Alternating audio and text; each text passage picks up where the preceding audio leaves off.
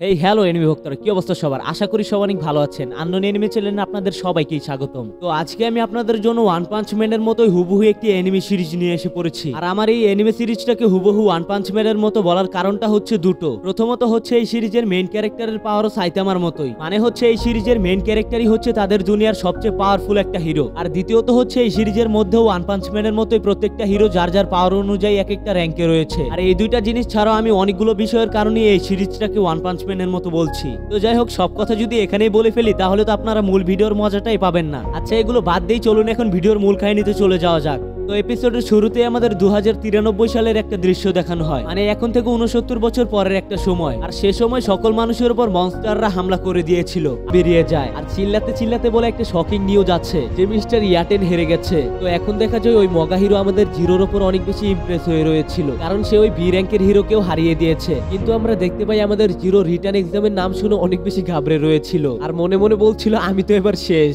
তো এরই সাথে আজকের এপিসোডটা এখানেই শেষ হয়ে যায়। তো এপিসোডটা আপনাদের কাছে কেমন লাগলো বা এটার পরবর্তী এপিসোডটা আপনারা চান কিনা সেটা কমেন্টে জানাবেন। আর আমাদের চ্যানেলগুলো সাবস্ক্রাইব না করে থাকলে করে দিবেন। তো যাই হোক, আজকের জন্য এতটুকুই। দেখা হচ্ছে আবার সামনের ভিডিওতে।